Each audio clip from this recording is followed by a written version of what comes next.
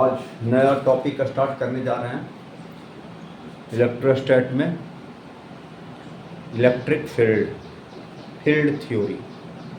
आखिर जो हम लोग कूलम्ब्स लॉ जो पढ़ रहे थे, 2 पॉइंट चार्ज के बीच में लगने वाला जो फोर्स है वह k q1 q2 by R square. ये फील्ड जो है इस चार्ज पर फोर्स कैसे लगाता है इसी के बारे में हम लोग को समझना है। फील्ड थ्योरी 2 चार्ज रख दिए, कूलम्ब्स लॉ के वजह से दोनों पर फोर्स लग गया, फोर्स का मैग्नीट्यूड हमने फाइंड किया था। तो ये फोर्स कैसे लगता है, कौन लगाता है, इसी के बारे में हम लोग को विशेष डिस्कस करना है। बहुत बढ़िया टॉपिक है, इसको ध्यान से पढ़ें और पढ़ना जो कंसेप्ट अगर आपके अंदर बिल्डअप हो जाता है तो कोई भी क्वेश्चन को आप आसानी से बना सकते हैं, चाहे वह जेईई मेंस का हो, चाहे एडवांस का हो, आइदर नीट का हो। ठीक है, तो पढ़ते हैं field theory.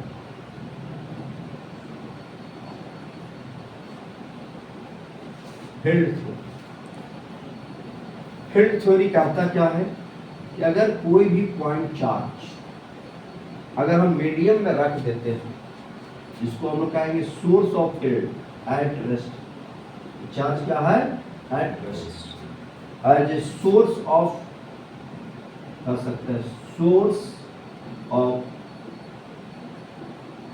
Electric field. Source of electric field कहलाता है। जैसे चार्ज रखते हैं, इस चार्ज के वजह से जो है इसके चारों तरफ एक डिस्टरबेंस सेटअप हो जाता है, उस डिस्टरबेंस को कहते हैं इलेक्ट्रिक फील्ड। ये फील्ड जो है या स्पेस में जो है स्पीड ऑफ लाइट से प्रोपगेट करता है एक पॉइंट से दूसरे पॉइंट तक। इस फील्ड को एक जगह से दूसरे जगह, एक पॉइंट से दूसरे point propagate speed of light से करता है। इसका मतलब है कि जैसे ही आप यह चार्ज को, अनदर चार्ज को अगर यहाँ रख देंगे, इस डिस्टरबेंस के वजह से इस पर एक फोर्स लगेगा, उस डिस्टरबेंस को हम लोग कहेंगे इलेक्ट्रिक फील्ड, और वह इस पर एक फोर्स लगाएगा, फील्ड की वजह से फोर्स लगेगा। इसका अंदर रिलेशन क्या होगा? फील्ड है तो फोर्स है, और फोर्स है तो ये रिलेशन को फॉलो करता है। इलेक्ट्रिक फील्ड है तो इलेक्ट्रोस्टैटिक फोर्स होगा, या इलेक्ट्रोस्टैटिक फोर्स है इलेक्ट्रिक फील्ड। इसका मतलब वजह है इस चार्ज के चलते फील्ड सेटअप हुआ और फील्ड की वजह से इस पर फोर्स लगेगा। अगर लाइक चार्ज है, प्लस प्लस में दोनों है तो रिपल्सन, अनलाइक चार्ज है तो क्या होगा? फील्ड अट्रैक्ट करेगा। इस चार्ज के अंदर जो फील्ड सेटअप है इसको अट्रैक्ट करेगा, जब माइनस होगा तब। प्लस है, ये भी प्लस है तो रिपेल करेगा। तो फील्ड के चलते कितना लगेगा फोर्स? मान लो पोजीशन वेक्टर अगर आर है, F equal to K Q Q upon mod of R cube vector के फॉर्म में तो हम लिखेंगे हेल any point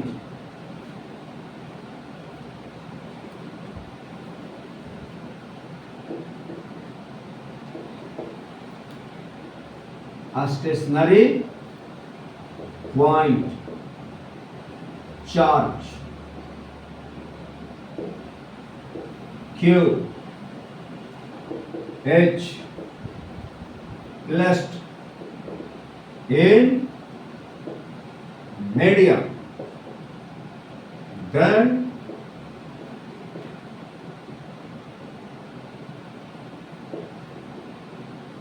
disturbance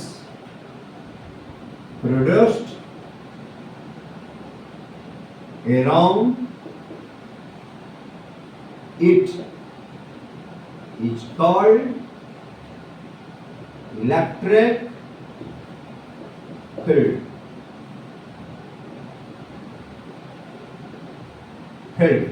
Electric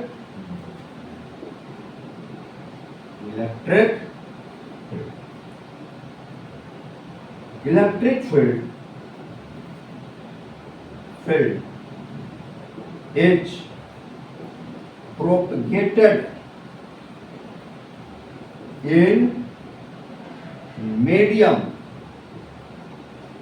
with a speed of light, या स्पीड ऑफ लाइट से प्रोपगेट करता है मीडियम। तो क्या लिखा है, when a stationary point charge q is placed in medium, then disturbance produced around it is called electric field। Electric field हो गया। इलेक्ट्रिक, ये आपका सोर्स ऑफ इलेक्ट्रिक फील्ड है। ये आपका इस चार्ज को कहते हैं Q charge, at rest source of electric field. Electric field का सोर्स है कौन, a point charge plus Q, source of electric field. Charge को हम रेस्ट में रखा है।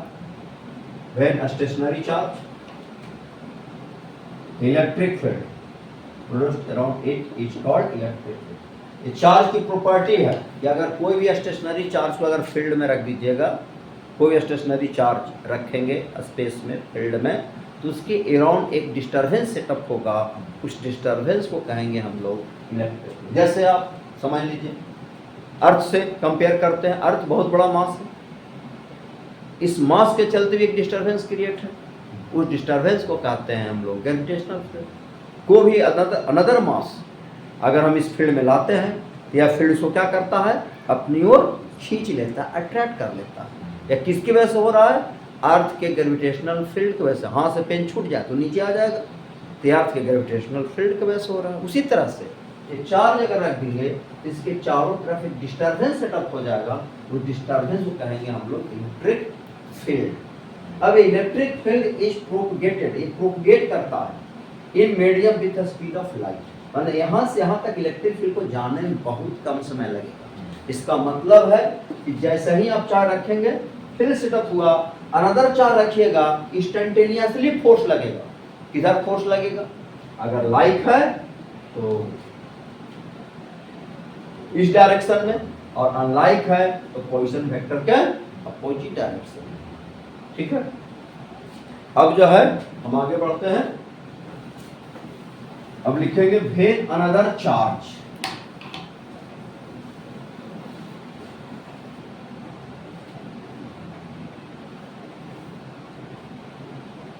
when another point charge is placed in medium, then electric field is set up in region at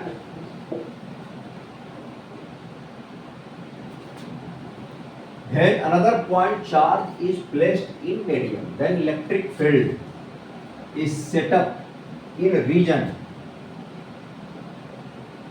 at instantaneous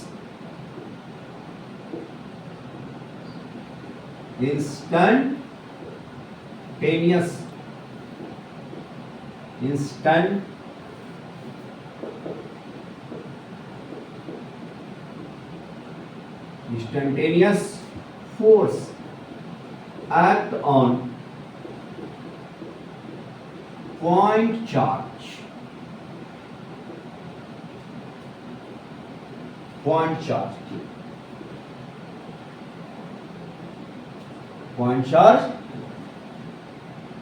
इसका मतलब कि किसके वजह से फोर्स लगा, फील्ड की वजह से फोर्स लगा। जैसे हम क्या लिखा है, when another point charge, another point charge का मतलब है ब्रैकेट में आप लिख सकते हैं Q is placed in medium. Medium जैसे रखेंगे, electric field setup in region at instantaneous force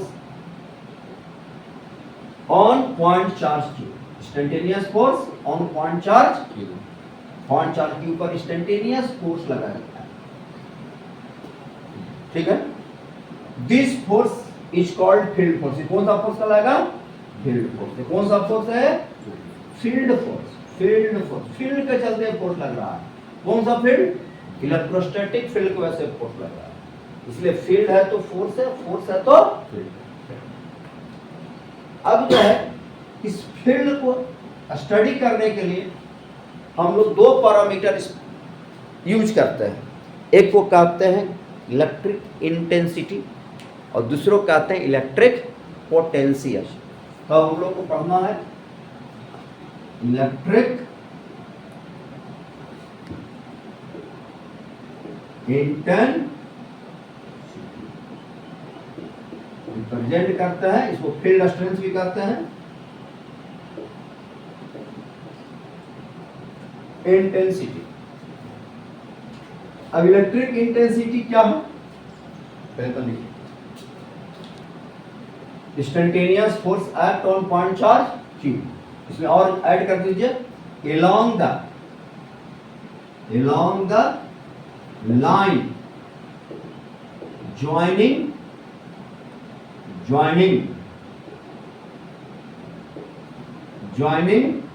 between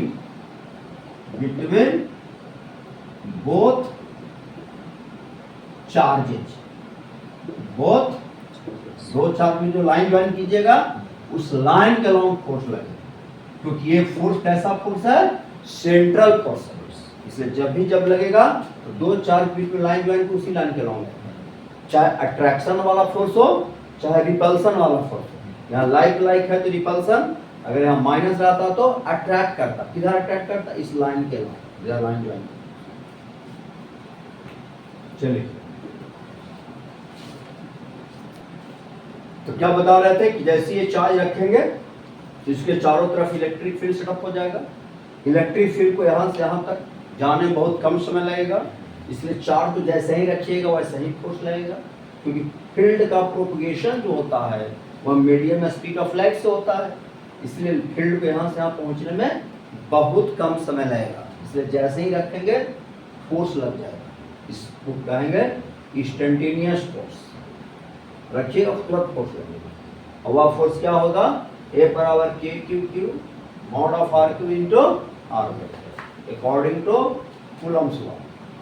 तब हम लोग पढ़ेंगे इस फील्ड को स्टडी करने का एक पैरामीटर है जिसको फील्ड स्ट्रेंथ कहते हैं या इलेक्ट्रिक इंटेंसिटी कहते हैं।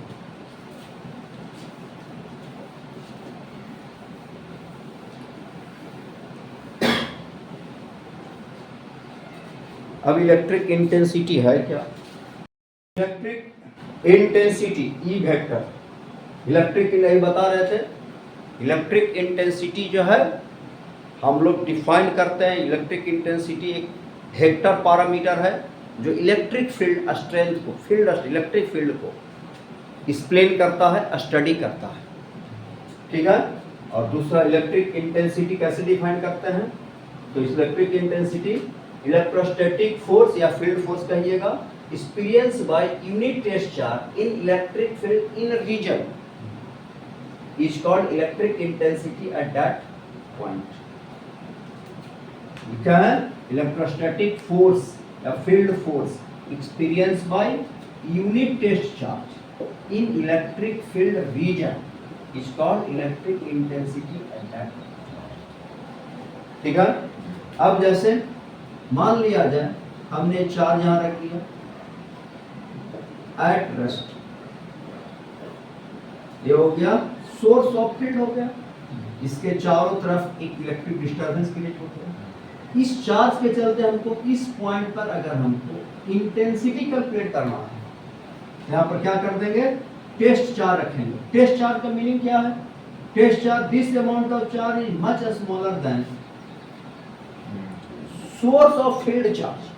सोर्स ऑफ फील्ड चार्ज के रिस्पेक्ट में दिस अमाउंट ऑफ चार्ज बहुत छोटा होना चाहिए। अगर चार्ज अगर बहुत बड़ा अमाउंट का रख देंगे तो जिस चार्ज के चलते फील्ड सेटअप है वह फील्ड जो है डिस्टर्ब हो जाएगा। क्यों डिस्टर्ब हो जाएगा? क्योंकि यहाँ का चार्ज डिस्ट्रीब्यूशन जो है, ये जो चार्ज Q है, ये चार्ज इसके अंदर जो चार्ज का जो डिस्ट्रीब्यूशन है वह बदल जाएगा, और बदल जाएगा तो फील्ड ही बदल जाएगा। इसीलिए हम लोग टेस्ट चार्ज जो रखते हैं वह छोटा अमाउंट का रहता है। यह चार्ज में कोई डिस्टर्बेंस क्रिएट ना हो, इसके डिस्ट्रीब्यूशन में कोई डिस्टर्बेंस क्रिएट ना हो, यानी सोर्स ऑफ फील्ड जो है उस पर कोई प्रभाव ना पड़े, इसलिए टेस्ट चार्ज क्या रखते हैं, बहुत छोटा है। अगर टेस्ट चार्ज को बड़ा रख देंगे, जिसके चलते फील्ड सेटअप है वह सोर्स जो है वह डिस्टर्ब हो जाएगा, उसका डिस्ट्रीब्यूशन ऑफ चार्ज बदल जाएगा। तो डिस्ट्रीब्यूशन ऑफ चार्ज जब बदल जाएगा तो फील्ड सेटअप अराउंड इट जो है उसकी प्रॉपर्टी जो है बदल जाएगी, इसलिए हम लोग टेस्ट चार्ज को बहुत छोटा रखें। अब इसको रखेंगे तो इस पर फोर्स एक्सपीरियंस होगा, फोर्स एक्सपीरियंस कितना हो गया, तो टेस्ट चार्ज क्यूटी पर लगने वाला फोर्स है, तो यूनिट टेस्ट चार्ज पर क्या लिखा है,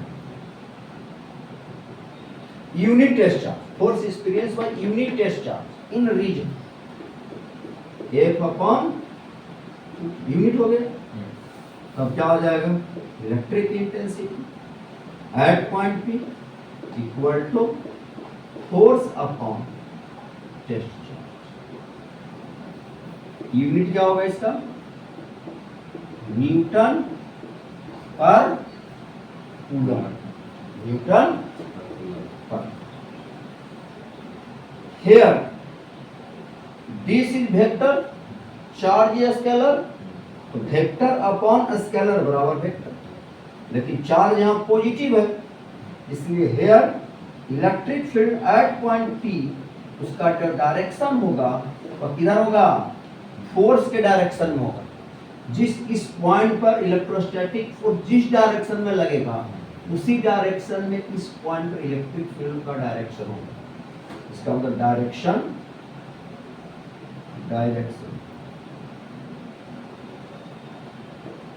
of electric field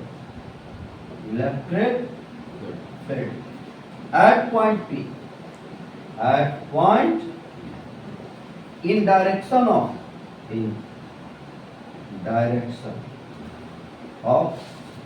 electrostatic force,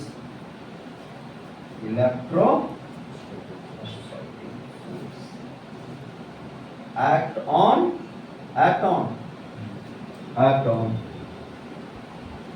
test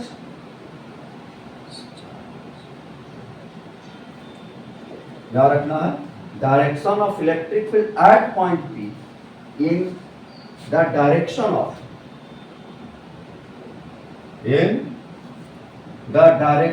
electrostatic force act on test charge के डायरेक्ट पर जिधर फोर्स लगेगा उसी फोर्स के डायरेक्शन में इलेक्ट्रिक फील्ड का डायरेक्शन होगा। इस पॉइंट पर इलेक्ट्रिक फील्ड डायरेक्शन जो होगा वह फोर्स के डायरेक्शन, फोर्स लग रहा है इधर, इलेक्ट्रिक फील्ड इधर, तो electric field parallel to force. अगर हम यहाँ पर यूनिट टेस्ट चार्ज रख देंगे, यूनिट पॉजिटिव टेस्ट चार्ज, और उस पर फोर्स का डायरेक्शन देखेंगे, जो फोर्स का डायरेक्शन होगा वही फील्ड का डायरेक्शन। अगर मान लो सोर्स ऑफ फील्ड निगेटिव हो जाए, सोर्स ऑफ फील्ड क्या हो जाए, निगेटिव हो, तो अट्रैक्ट करेगा टेस्ट चार्ज को इधर, इधर टेस्ट चार्ज को अट्रैक्ट करेगा तो फोर्स का डायरेक्शन इधर हो जाएगा, तो फील्ड का डायरेक्शन इधर हो जाएगा। कहने का मतलब है कि जिधर फोर्स का डायरेक्शन होगा उसी डायरेक्शन में इलेक्ट्रिक फील्ड का डायरेक्शन होगा। ठीक है, चलिए तो क्या लिख दिया है, direction of electric field at point P in the direction of electrostatic force on the test charge. Test charge पर फोर्स का जो डायरेक्शन होगा वही इस पॉइंट पर इलेक्ट्रिक फील्ड का क्या होगा, डायरेक्शन होगा। अब जो है electric field due to point charge, electric due to point Q कैसे हम फाइंड करें, जैसे यहाँ एक पॉइंट चार्ज ले लिया Q, तो क्या है, source of field at rest, यानी सोर्स ऑफ फील्ड हो गया, इसके चारों तरफ एक डिस्टर्बेंस सेटअप है, this disturbance called electric field. अब इस फील्ड में हम P पॉइंट पर इंटेंसिटी जानना चाह रहे हैं, इलेक्ट्रिक इंटेंसिटी कितना होगा इस electric field D2 point charge, यानी electric field strength P point पर कितना होगा इस चार्ज के चलते। ठीक है, तो इलेक्ट्रिक इंटेंसिटी आप फाइंड करने के लिए यहाँ से कितना डिस्टेंस पे, r डिस्टेंस पे यहाँ टेस्ट चार्ज रख देंगे। दिस टेस्ट चार्ज अमाउंट क्या है, टेंस टू इस सोर्स ऑफ फील्ड के रिस्पेक्ट में यह चार्ज का अमाउंट बहुत बहुत छोटा है। अब ये प्लस है, यहाँ भी प्लस है, रिपल्सन होगा और फोर्स के डायरेक्शन जिधर होगा उसी डायरेक्शन में क्या होगा, इलेक्ट्रिक फील्ड का भी डायरेक्शन होगा, हो जाएगा। अब ये पोजीशन वेक्टर क्या हो गया, electric field at point P बराबर इलेक्ट्रोस्टैटिक फोर्स अपॉन क्या हो जाएगा, टेस्ट चार्ज। तो कितना फोर्स, इलेक्ट्रिक फील्ड का मैग्नीट्यूड और फोर्स का मैग्नीट्यूड, फॉर्मूला क्या पड़ेगा, K क्यू कूलम्ब लॉ से अपॉन R अपॉन कट जाएगा। अब क्या लिखेंगे, electric field at point P at distance R, at distance R, K Q by K का वैल्यू रख देंगे 4 पाई, क्योंकि चार्ज जो है फ्री स्पेस में रखा गया है, वैक्यूम में रखा गया है, इसलिए 4 पाई एप्सिलॉन। तो कोई भी पॉइंट चार्ज को अगर हम फ्री स्पेस में रख देते हैं, उसके चलते इंटेंसिटी का फॉर्मूला क्या होगा, K Q by R plus Q upon 4 pi epsilon naught, but this force is a non-uniform, this field is non-uniform field। Electric field क्या है, non-uniform। non-uniform कैसे है, क्योंकि ये डिपेंड कर रहा है डिस्टेंस पर, डिस्टेंस बदलते चले जाएंगे, ये फील्ड बदलते चला जाएगा, इसलिए नॉन यूनिफॉर्म फील्ड कहलाता है पॉइंट चार्ज चलते electric field. Non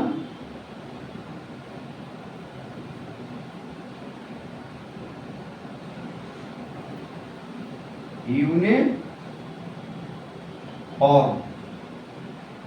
electric due to point, इस पॉइंट चार्ज जो फील्ड होता है, कौन सा फील्ड होता है, नॉन यूनिफॉर्म फील्ड, क्योंकि डिस्टेंस पर डिपेंड कर रहा है, डिस्टेंस बदल देंगे फील्ड बदलते चला जाएगा। फॉर्मूला क्या हो गया, K Q by R square. Field due to point charge, each point charges, each obey superposition, किसको ओवे करता है, सुपर पोजीशन प्रिंसिपल को ओवे करता है।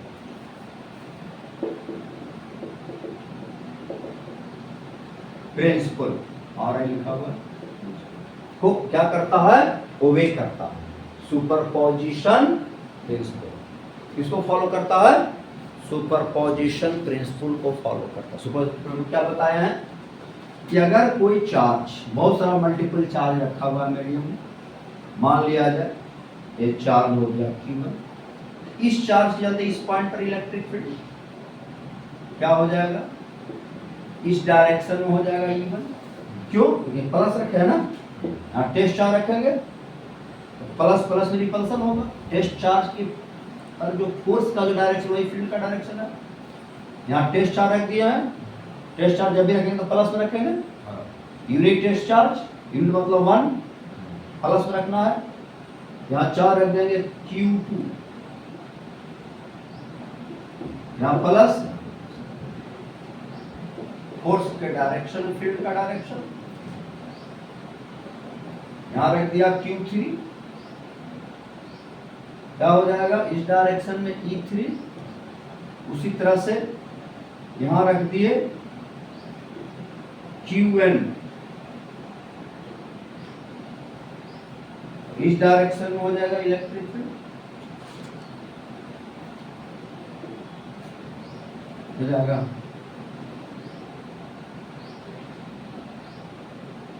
R1 या R2 पोजीशन या Rn पोजीशन, R2 पोजीशन, बहुत सारा चार्ज रखा हुआ मीडियम में, बहुत सारा इस पॉइंट पर। तो हर इलेक्ट्रिक फील्ड एक दूसरे से इंडिपेंडेंट है। इस चार्ज चलते जो इलेक्ट्रिक फील्ड E1 है और अनदर चार्ज जो प्रेजेंट उसके जो इलेक्ट्रिक फील्ड क्या है E2 है, अनदर चार्ज के चलते ये दोनों इलेक्ट्रिक फील्ड एक दूसरे से क्या इंडिपेंडेंट है, but resultant electric field at point P will change.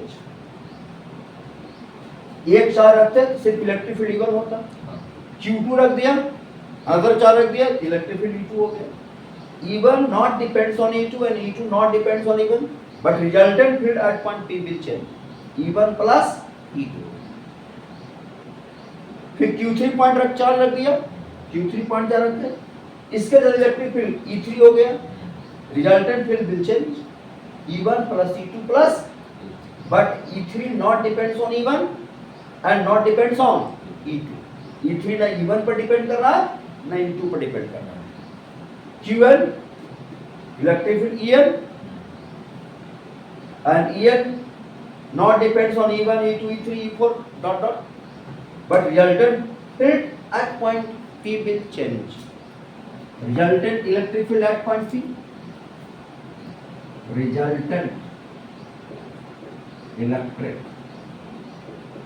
field at point बराबर और EP equal to vector sum of electric field due setup due to all individual charges. Individual इस तरह से कोर्स में लिखा चुके हैं, सुपरपोजिशन प्रिंसिपल उसकी तरह, ठीक है, यस सर, ठीक है।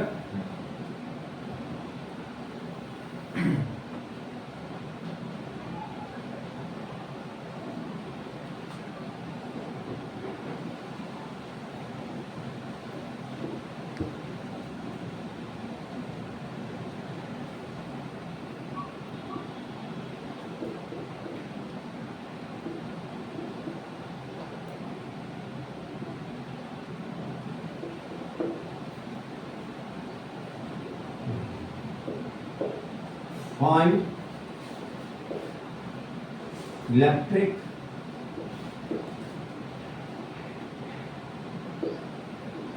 intensity due to all point charges at point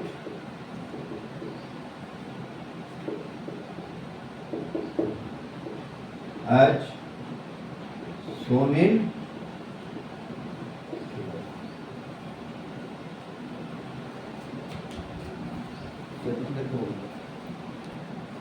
तो इस पॉइंट ए भी पॉइंट चार्ज है, ए भी पॉइंट चार्ज, ए भी पॉइंट चार्ज, इस पॉइंट चार्ज जल्दी इलेक्ट्रिक फील्ड इस पॉइंट पर निकाल लेंगे। तीन चार्ज रखा हुआ है मीडियम में, तीनों चार्ज चलते पी पॉइंट पर उनकी इलेक्ट्रिक फील्ड फाइंड कर लेना है, ठीक है। ये प्लस है, यहाँ प्लस रखेंगे, यूनिट टेस्ट चार्ज, यूनिट मतलब वन समझ रहा है, यूनिट टेस्ट चार्ज रख देना। प्लस है, यहाँ प्लस रखेंगे, प्लस प्लस में क्या होगा, रिपल्सन होगा। इसके चलते इस पर लगने वाला फोर्स इस डायरेक्शन में होगा, इधर फोर्स का डायरेक्शन होता है, उधर जानवे कर तो फील्ड का डायरेक्शन होता है।